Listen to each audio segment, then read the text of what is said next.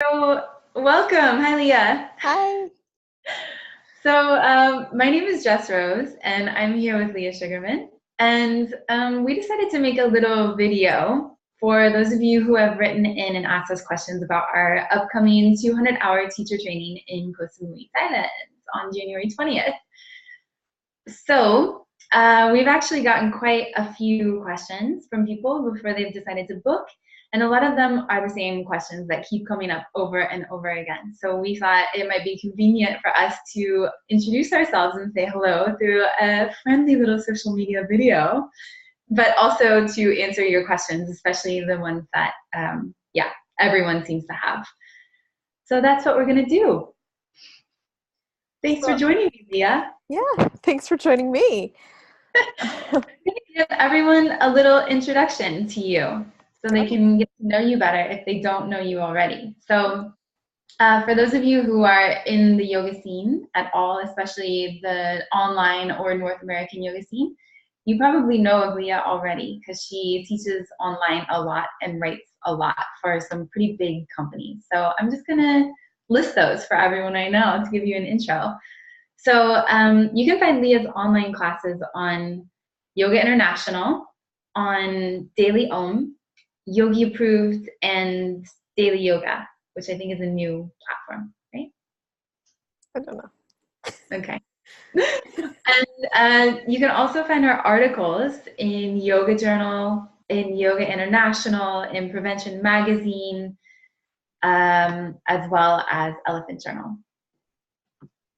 Yay! I'm so excited to be teaching another course with you. Yeah, me too. I'm going to introduce Jess for you guys if that don't know. Again, you probably may know Jess if you're involved in the online yoga scene at all. Jess teaches for a huge company called Do Yoga, which you've probably heard of, and you've probably seen Jess teach for them. And she's also a writer as well. She writes about yoga too, and she loves to write for San Francisco Yoga Magazine, Elephant Journal, and Do Yoga. And Jess is an awesome teacher, and I'm super excited to be teaching again with her. I think why don't you tell us a bit about your teaching style?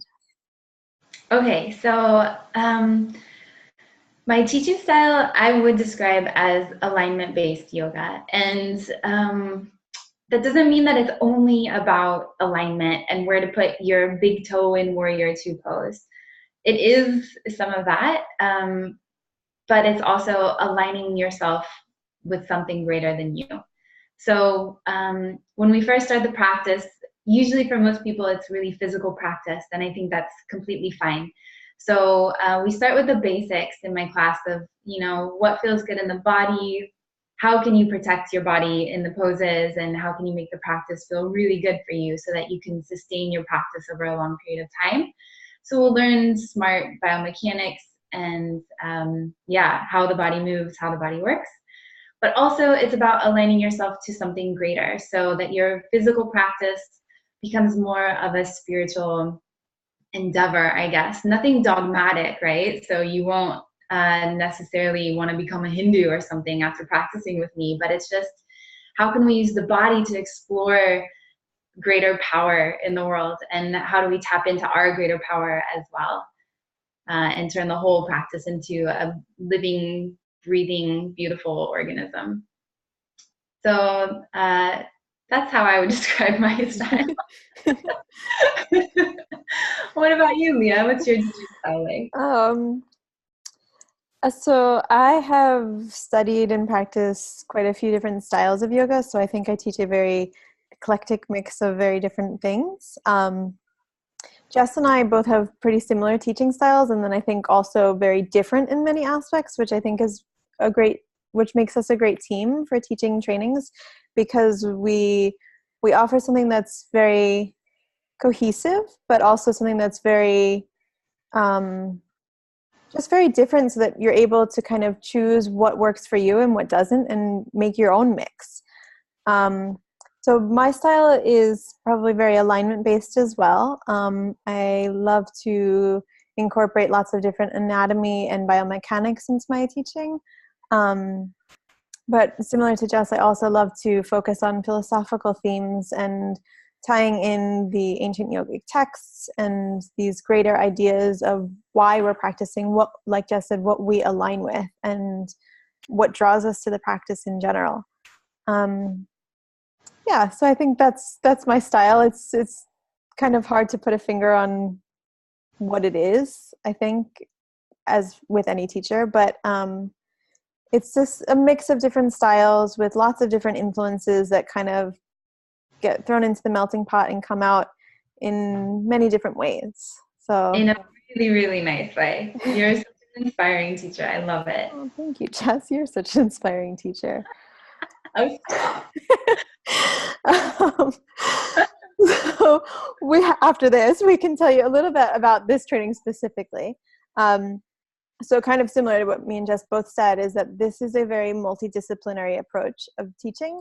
So we'll focus very heavily on Hatha, Vinyasa flow, Yin, and restorative yoga. So we'll practice all these styles and talk about sequencing classes and break down the poses involved in all these styles and the philosophy behind them all, so that you can walk away from our training and really feel comfortable teaching all these different styles or a mixture of them as well, which I think both of us kind of do, mix and match and put everything together.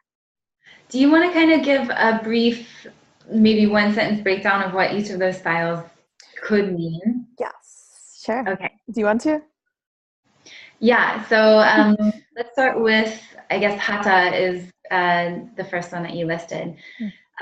Hatha yoga traditionally just means any physical practice. So any of the postures, any of the pranayama that you could do, any of the breath work.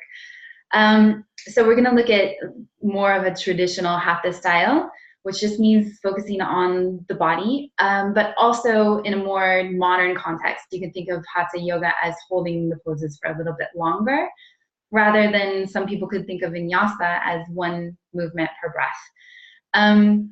So we'll learn how to get into a pose and then to refine the pose. So learning how to create a stable foundation for each pose, and then what actions you could take in each pose to make it more safe, more sustainable, and fit for every body in the room. And then do you want to go ahead and do Vinyasa? Sure. As Jess said, it's more of a flowing practice. So sometimes it can mean one movement, one breath. Sometimes it can be longer holds, but just more connective and fluid together. So kind of linking postures together in a mini sequence or a vinyasa. Vinyasa literally means to place in a specific or special way. So it's also we will focus very heavily on even alignment in vinyasa and how to work these actions to create that stable base that Jess was talking about, and how to emanate the posture out into all directions and all ways of being. Yeah, I think that sums up vinyasa. Lots of transitions, lots of the more creative kind of fluid, flowy sequences are vinyasa. Yes.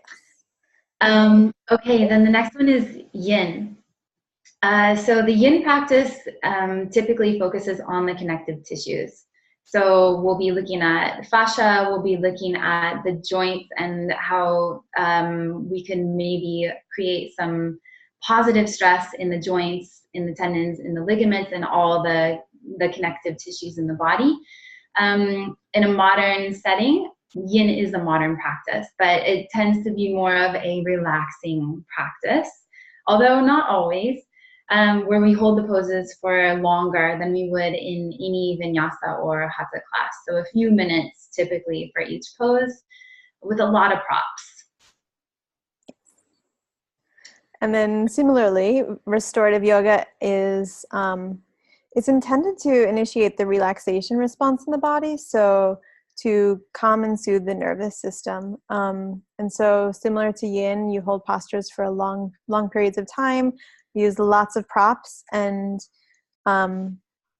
stretching is kind of an afterthought in this practice, although it certainly happens, but the main focus is really a meditative practice and bringing your awareness inside. Mm-hmm.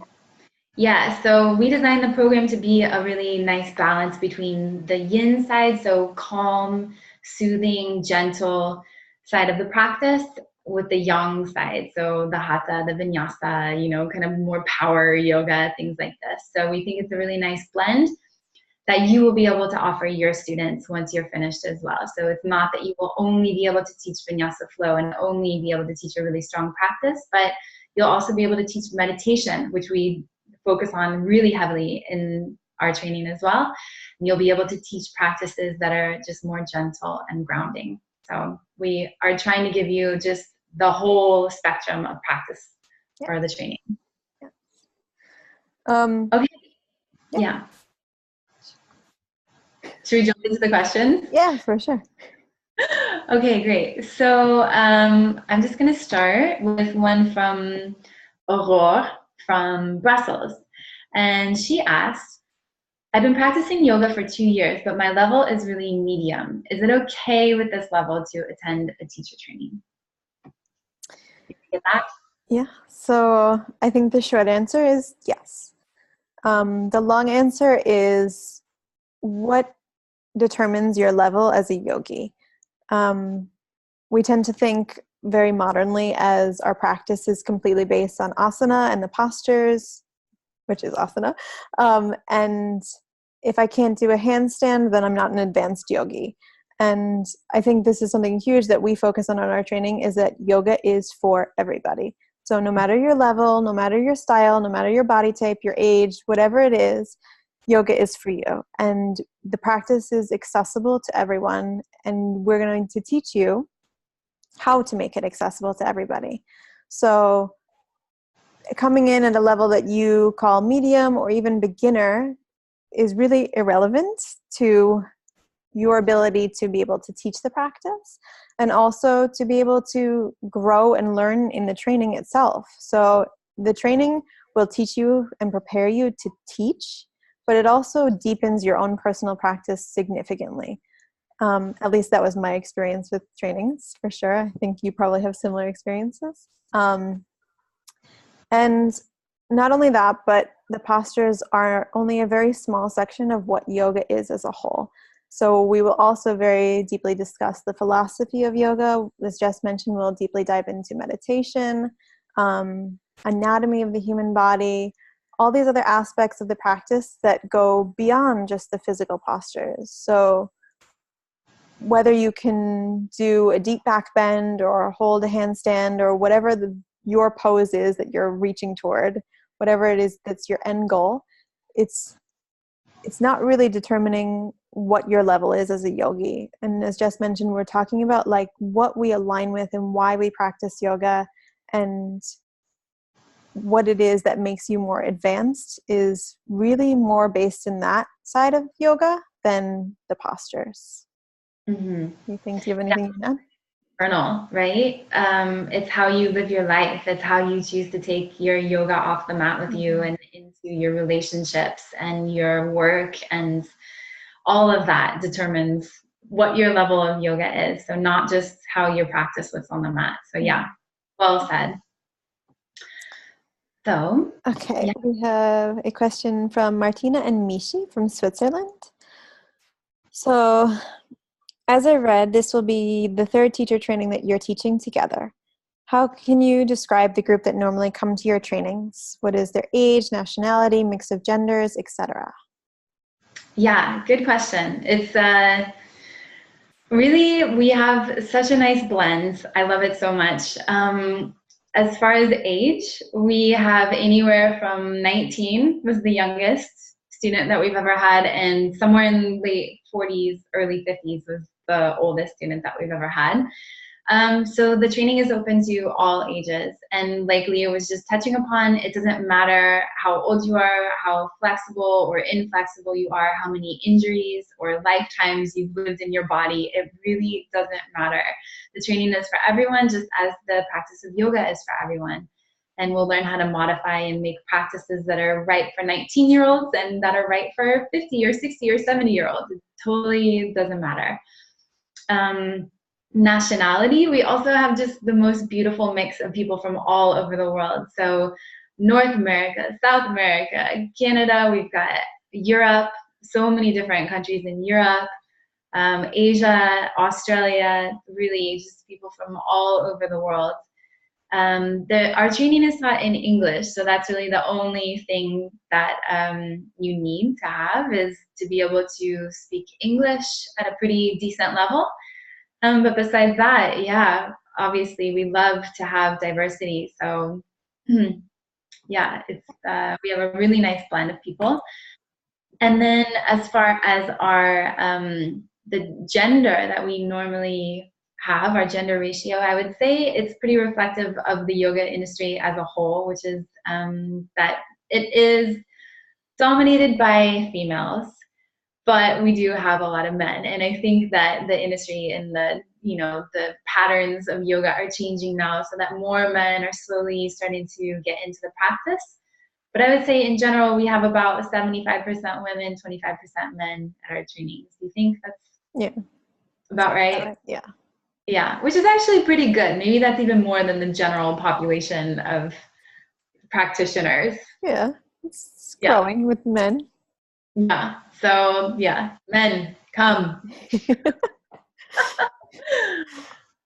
Okay. Anything you want to add to that? No, I think you covered it. Okay. Yeah. So the next question is, this 200-hour yoga teacher training is certified by Yoga Alliance. What does this mean exactly? Is this recognized internationally so that we can use it in Switzerland or the UK, for example? Yes. So Yoga Alliance, as far as I know, is the largest body of yoga teachers in schools. And it's a nonprofit organization that kind of governs the yoga world. It works internationally, so it's a global organization, and it's very popular in North America specifically. And throughout the rest of the world, it is used, but it's not necessarily as heavily emphasized. So you certainly can use it wherever you choose to be, wherever you choose to teach. Although you may find that it's not necessary. So this school is registered through Yoga Alliance, which means that we have to fulfill certain requirements, reach certain standards. Jess and I both have to be qualified to teach at a certain level. We have to have a certain number of teaching hours under our belts, and so forth and so on. And so we had to go through an application process with them to register the school to meet certain standards. So that means that when you graduate from the course, you will be eligible to register with them. So when you finish, you will be technically a certified yoga teacher. Then if you so choose, you can register with Yoga Alliance to become what is called a registered yoga teacher, or an RYT 200. And you have to pay a yearly fee and fulfill certain teaching and study requirements. But essentially you will have the option to choose to do so after the course. Although you may find it not necessary wherever you come from, wherever you choose to teach, but you definitely have the option, and it is recognized internationally. Mm-hmm. Yeah. Do you have anything you want to add there? Yeah, I just want to add really quickly, if you're coming from the States, a lot of studios, I would say the majority of studios, will definitely ask you if you're Yoga Alliance registered or not. And from my experience teaching in Europe, no one will ask you for it. But it is good for you to know that we are a Yoga Alliance registered school, so that you know that you are fulfilling kind of the standards that they consider most yoga teachers at the 200-hour level should have. Mm-hmm. So just that you know that there is quality control in the training, and we're following a protocol, and we're hitting all the basics, and we're teaching you guys everything that you need to know. But you're going to actually get a lot more than the minimum standards from the Yoga Alliance in this training. Much, much more. Okay. Let's do one more. Yeah. Okay. So this is from Alana from Dubai. And she said, maybe you can tell me this from your own experience. How long does it generally take until certified teachers are comfortable to take on classes and come up with their own routines? Yeah, this is a big question that people have, and I have to say it just depends from person to person. On our end, we're going to give you all the tools that you need to be able to, once you complete the training, to go out into the world and start teaching immediately. So we don't really have a set routine. So some yoga schools that you go to, they'll say, okay, here's your set teaching routine. This is your class. Memorize this class, memorize all the cues, and then just go out and teach only this, right? We don't give you that. Leah and I believe that the yoga practice is personal freedom. You can be creative with the practice. We're going to give you the tools that you need to be able to build your own classes and make them what you want them to be so that you're inspired to teach and inspired to practice. And then whether or not you feel ready to jump into teaching right away is up to you. So it's a confidence issue. It's an issue of being able to stand up in front of a classroom full of people and lead them and really feel confident with that. And we're going to do our best really to make sure that you do feel prepared. And one thing that I love is at the beginning of every training, we ask for a show of hands who knows that they want to become a yoga teacher after the training already. Who knows that they want to finish this training and go straight into teaching yoga professionally. And about half the people raise their hands and the other half just look around like, no. And so then we say, okay, who isn't sure if they want to teach or not, or knows that they don't want to teach? And then the other half raises their hands. And then we ask the same question at the end of the training. And it's like 90 to 95% of the people by the end of the training are sure that they are ready to go out and become yoga teachers and start teaching right away. So yeah, I think we do a pretty good job of setting you up, giving you all the tools. We'll teach you sequencing. We'll teach you all the biomechanics, all the things about the body to get you ready to teach different people at different levels in a group class setting or in a private setting. And we're just going to teach you methodology, how to become a teacher, how to stand in front of the room and really, hold your power and recognize your power as a teacher. And then also we're there to guide you after the training. So if you have any questions, I'm actually, I wouldn't say mentoring, but I'm definitely in contact with a lot of the teachers from our last trainings, going to their classes as well and just giving them advice, helping them out, helping them with their resume and CV. We're happy to do that as well so that you feel like you are ready to, if you want to become a teacher and start teaching right away.